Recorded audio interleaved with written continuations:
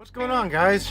All right, the clip I'm gonna provide here in just a second that I'm gonna talk about was something that I witnessed at Dane & Yogurt's the other night. I'm just bringing awareness to a very simple aspect of truck driving, and that's simply making sure that when you back under a trailer, make sure that your fifth wheel is locked around your kingpin on the trailer before you pull out all willy-nilly and start taking corners like a Le Mans driver. And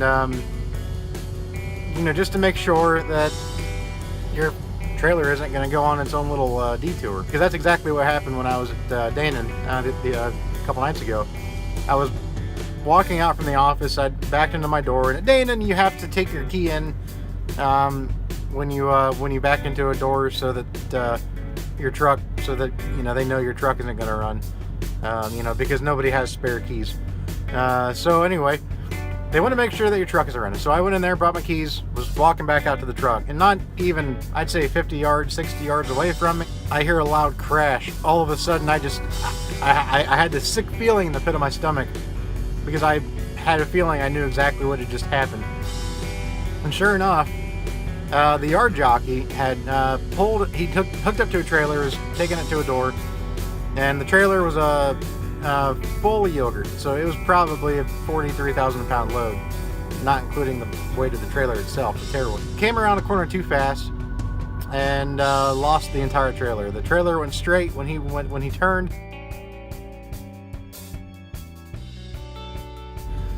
And because he was turning when the trailer came disconnected from the truck, the trailer almost tipped over. I thought for sure it was going over. I saw it up on two wheels, and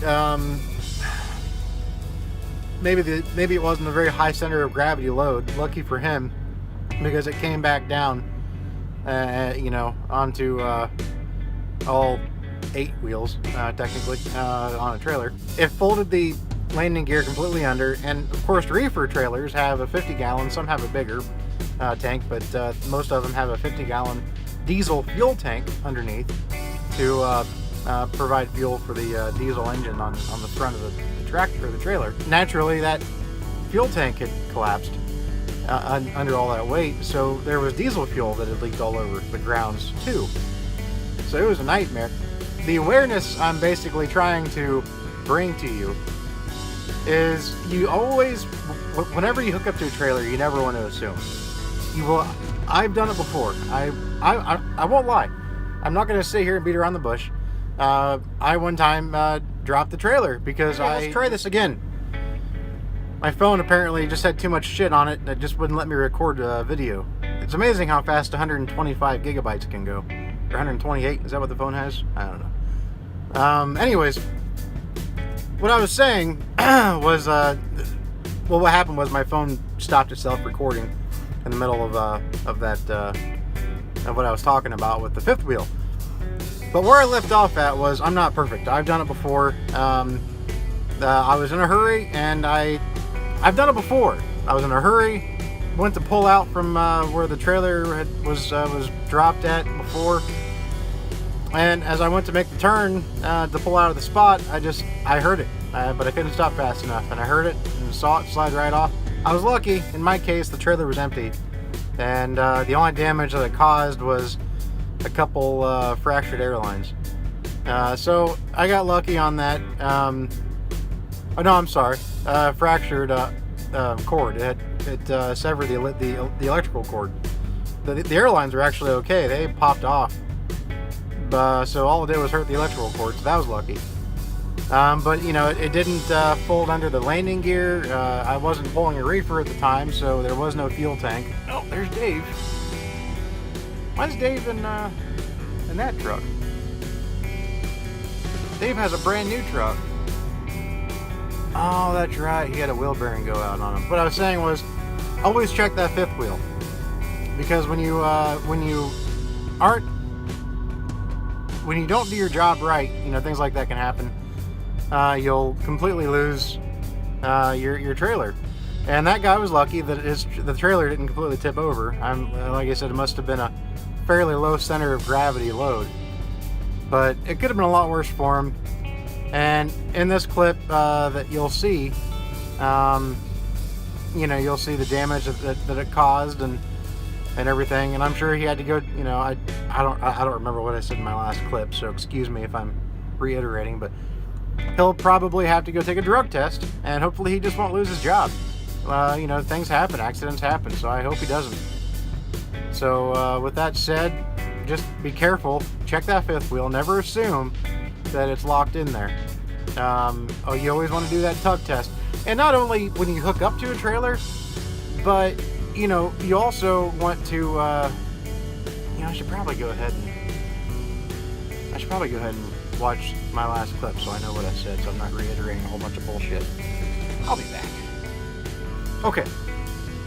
Now that I've taken into account what I said in the first video clip, something I do want to point out is the right procedure when you do hook up to a trailer.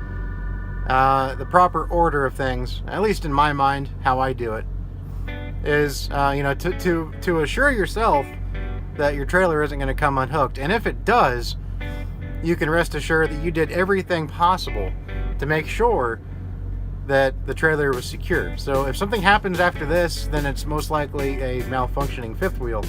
And that happens. It's rare, but it happens. So what you want to do is you back into the trailer and you listen for a loud audible click. Metal on metal. What that noise is the jaws of the fifth wheel securing around the kingpin when you back under. When you back under the trailer, the kingpin will kind of force against or push against a lever, if you will, that will automatically cause the jaws of the fifth wheel to close around the kingpin. Okay, so there's step one. There's when that's the audible step right there. The next thing you want to do is put the truck in drive or first gear, whichever, if you have a stick or an auto, whatever, into a forward gear, and lightly tug on the trailer, but just hard enough that that if it doesn't come undone, then it's hooked in there.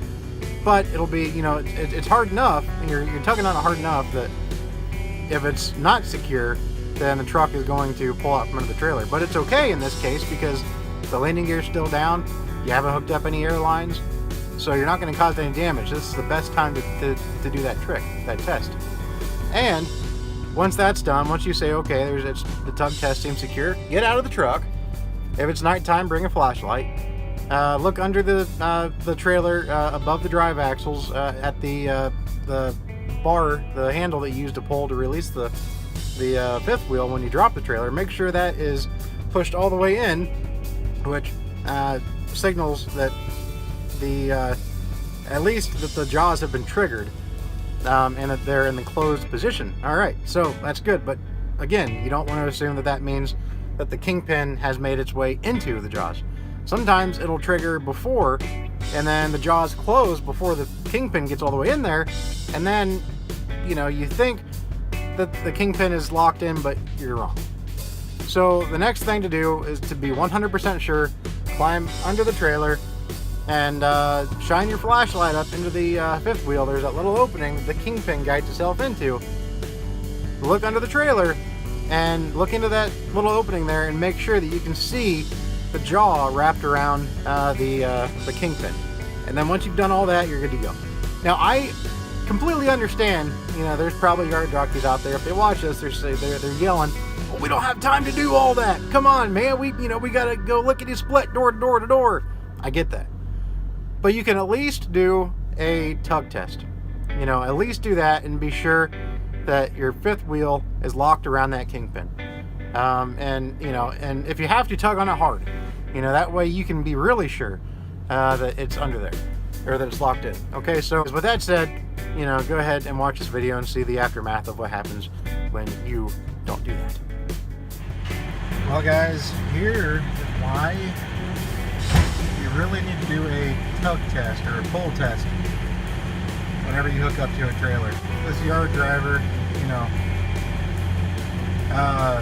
this yard driver here,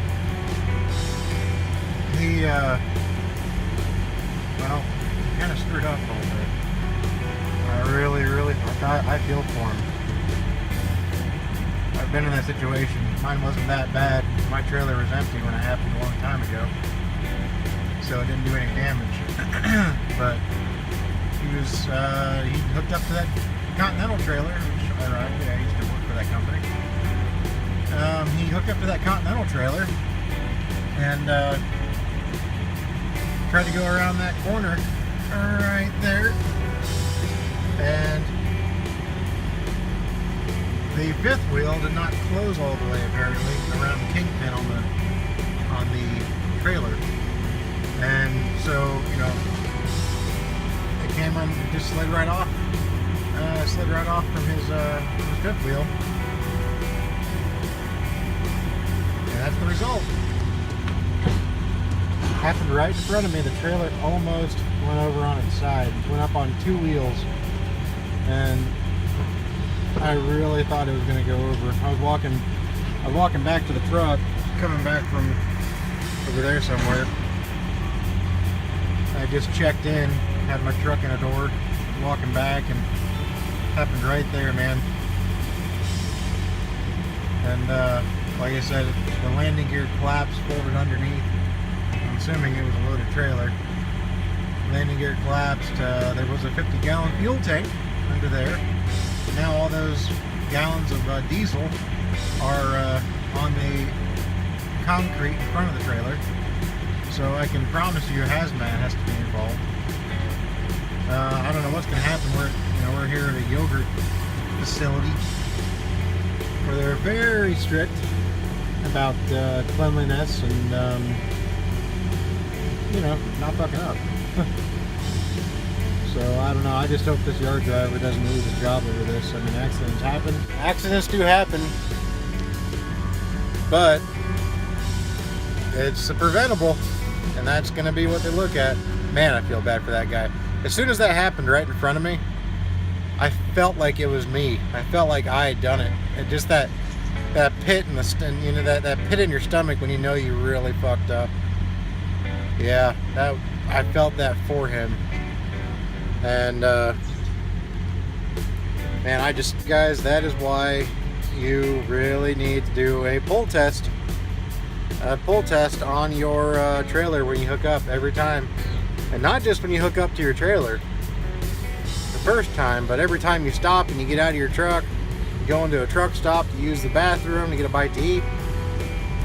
When you come back out before you leave, you check that. You make sure you do another pull test, because you never know, you may piss somebody off down the road, and they see your truck at the truck stop, and they decide to get back at you for whatever you did wrong, if you did anything wrong at all, and they'll pull that fifth wheel pin, and they do that just to be an asshole, and you go to pull away and the trailer stays where it's at. You rip off your airlines, your electrical cord. Of course you do the damage to the trailer. Odds are you're going to be loaded, so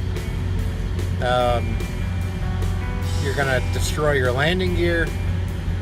If you have a reefer like that guy, you're going to have hazmat involved, because you're going to collapse your fuel tank. It's just not a good situation for him. I mean, I was zoomed in the whole time it was pointing at me, which probably got an ugly little close-up.